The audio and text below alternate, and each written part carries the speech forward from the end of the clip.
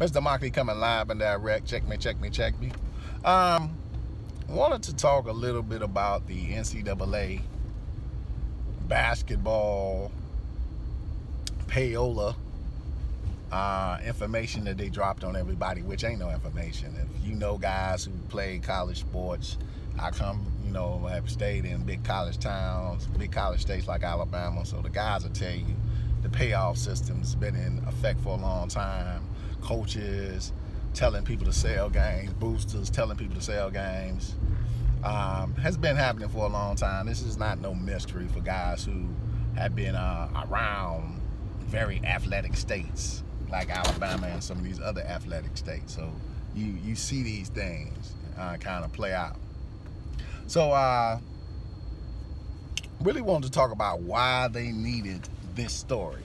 And like I say, everything is scripted and rigged. This story had nothing to do with the kids wanting money.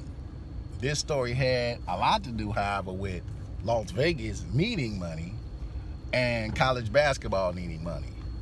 It's no mystery that people just have not been tuning in to college basketball, and people have tuned out college basketball. That's been one of the major issues. People have been tuning out college basketball for the last couple of years. And every year when March Madness comes around, remember they got those big TV contracts with True TV and all these folks to run the tournament. And when it first started, a lot of people were still tuning in, but now people have tuned out. Problem is we can't keep up anymore. No real superstars play college basketball. No real superstars play. People are still watch for particular teams, but even that's getting old now because there's never a star on a team for longer than a season.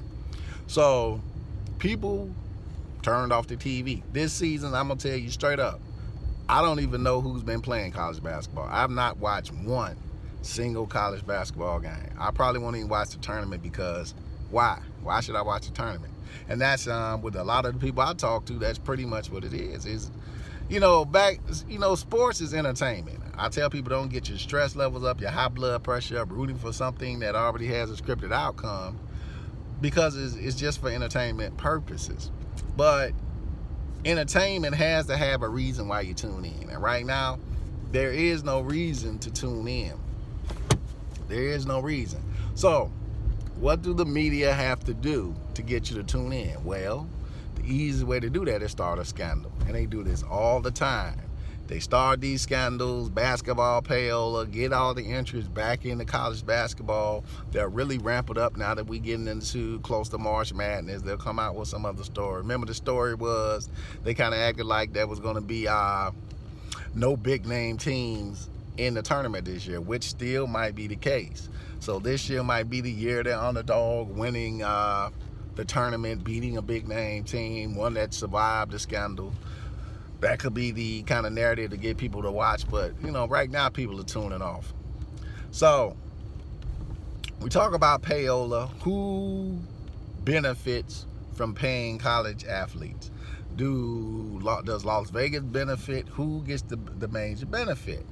So the fear is, if I'm a booster, I come in, I pay an athlete a certain amount of money. Who will he sell out for? Will he sell out for the AD, the athletic director, or the coach? Or will he sell out for the booster? These kids sell out for athletic directors and coaches. These kids are told by schools that, hey, we got to dump this game. Just like Cuban came out talking about tanking games. The same thing goes on in college basketball at times. Games are tanked. Games are purposely lost. I was a big DePaul fan back in the day in Chicago. We had Mark Aguirre. We had Skip Dillard, all them boys. Them boys used to point shade games. That was one of the greatest basketball teams ever created when you had Terry Cummings, Skip Dillard. They had Dallas Comedies on that team one time. Mark Aguirre, one of the greatest basketball players to come out of Chicago. And these guys could never beat Notre Dame, a team that, they could beat them guys sleep. They could never make it. They never won a championship. This superstar team out of Chicago, some of the greatest basketball players from the Chicago area, could never win the NCAA tournament. But yes, I know the boys was point shaping. I knew dudes who knew them. They were point shaving games. They made a lot of money. Them dudes driving around in luxury cars at 20, 21 years old, 19, 20. They styling and profiling. They get paid a lot of money to sell out. Schools make money. Schools make money. Las Vegas, hey, I can bet on my school to make some money. Who knows? I placed a bet. So that's been happening for a long period of time. So really, their whole thing is, if we pay the players, the school pays the players, then where would the booster be? So the booster now is out of the picture. You know, the booster is that #1 connection to Las Vegas. He's got that connection to Las Vegas. So he's telling this particular kid, hey, all right, you need to shave this many points in this game, or you need to make sure that your production is not great.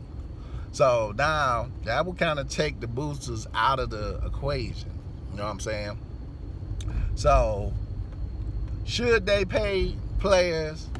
I don't see why not. I mean, college basketball is getting paid. The other big thing they're talking about, well, if I pay the basketball team, I got to pay the rowing team. No, you don't. Who the hell goes to see the rowing team? You don't have to pay the rowing team. And you really don't have to pay the player. All you got to do is boost up the damn scholarship where there's enough money left over in the scholarship where they can just take money out of the scholarship. We call it a refund. And if you've been in college, if you pay, once you pay all your tuition, you get a refund every semester. Just give them a fat refund that lasts the whole semester. Pretty much that'll be it. Their scholarships are just greater than everybody else's. So let's take a small school back in the day, Alabama State. The tuition probably was what we say about $3,000-4,000 a semester, and that's small. You take that and you give this kid. My boy did it. He had I think $2,000 over what was supposed to be tuition due to the type of scholarship he had, just in Pell Grants. So that $2,000 went in his pocket, and that lasted him pretty much the whole semester. So that's all you have to do. You just top off the scholarship. You make it more than what it has to be. And once it pays for certain things, the rest of the money can go to an account for that student athlete. They can have their own accounts. You just top off the scholarship. That's all you do. You don't have to physically add stipends or anything like that. You just make the scholarship a little bit higher for certain players. That's all you have to do. So I don't believe that every player should get money, because the rowing team, if you want to get them $300-400 over the scholarship, give them $300-400 over the scholarship. But everybody's not going to get money like that. Some schools can't afford it. Some schools just can't afford it. So if you go to a smaller school, you get a little bit, but it's not going to be a lot. It'll be hopefully enough to kind of sustain you. But is the point shaving going to stop? No. Las Vegas is going to get paid. Las Vegas is going to do whatever they got to do to get paid. They're going to step in whenever they have to do. They're going to grease palms. They got a rule in NCAA sports where you can't even get a damn job if you're a college athlete. That's how much they act like they fear people shaving games. Yet, like I said, I know people who have been told to shave games and to lose games and to miss a free throw here or there, or to drop a pass here and there. So it's not like it doesn't go on. It happens all the time. It happens all the time. So this idea that paying a player is just going to destroy the integrity of the sport, no. And like I said, you got the D-League, in which you can have a nice pool of players that come straight out of high school into the D-League for a year or two, and then you bring them up out of the D-League and you start them from there. I think the rules should be simple. You can't go to college unless you plan to commit, because that's just a waste of college scholarship and a waste of education. And I'm not a fan for people who want to waste education. I think that is the lowest thing you can do. Our people died to be educated. And that's what African Americans are going to have to think about, some of the decisions that we make. Our people died, back in the day, just for reading a book. People were hung for reading a book. You got to think about it like that. So we can't play with things like education. We don't get a free ride to Duke. Damn, let me get a free fucking ride to Duke. Do you know what that means? They're going to pay for all my shit. All I have to do is go play basketball. It's a free fucking ride to Duke. It's a free fucking ride to some of these big time colleges out here. They got some big time programs, big time engineering programs, big time architecture programs, medical programs at some of these schools. Take advantage of the shit for free. There's a lot of guys who have went to the pros that were smart enough to take advantage of the chance to go to school. They took advantage of what the college had to offer. Dude, what are you doing? Dude almost cut me off and killed me. But take advantage of this stuff. Don't just go to school because, hey, if I play for Kentucky, I make $1 million. All right. But it's rolling the dice 50-50. You can get hurt. Now the way the game's set up, you're not really making no money that first contract. You don't really make any money till about your second contract year. So play the game. Play the game. Get yours. I always say get yours. If I'm going to play basketball for you, damn it, if I'm going to be fucked up, I'm going to get mine. If you going to give me a fucking education? Shit, let me take advantage of this shit. It's free? Oh, shit. Engineering, here I come. Anything I can get, I get. These Africans, a lot of these African-born players, they come, they play basketball for these countries. By junior year, they've graduated. By junior year, they graduate. And remember, a lot of these kids, most of their families are highly educated. You gonna tell me I can get a free education and I can go to school whenever I want to? So in the summertime, I ain't got nothing to do.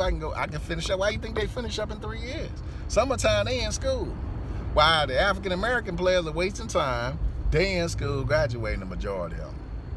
So when we talk about these kids who stay in school for 3-4 years, you gotta remember, a lot of their family members ain't never been to college. A lot of their family ain't never been to college. So they're taking advantage of something that, my God-given talent allows me to take advantage of, which is free education. So I think the rules should be simple. 3-year commitment to go to college. 3-year commitment, or don't come this way. They got the D League, they got the Euro Leagues for folk who just want to get a job. And that's the way it should be. If you just want to work coming out of high school, you should have that choice. But you should not waste education's time. Don't waste education's time just because you say, well, I want to play in Kentucky and it's a bigger stage. No, I'll play for the D League. Waste the D League's time. They can make a way where they can televise those games where people can see the up-and-coming stars in the D League. If people so choose to tune in. If you so great, people will choose to tune in to you. But you got to bring the people. Got to bring the people. And let Kentucky and them build up the great players that they had at one point in time. Are there going to be great players in college basketball that stay there 3-4 years? Hell yeah, it is. If it wasn't, we wouldn't have the Ewans and the Jordans. We wouldn't have the Steph Currys. We wouldn't have these people. You're not going to get many LeBrons and Kobe's in the world. You're not going to get this. But you damn well can get a Shaq. You damn well can get a Shaq. You damn well can get a Tim Duncan, one of the greatest basketball players of all time who stayed his ass in school. So we know with these guys stay in school, you can get just as great a player as you can with that guy who comes out early. And sometimes you're going to get more great players because they have the maturity and they have the conditioning of the body to be able to take the game. Mr. Motley Back Row Ministry, stay up. And remember, if y'all going to watch foolishness like sports on TV, don't stress yourself out and get high blood pressure over something that already they know the outcome to. Peace.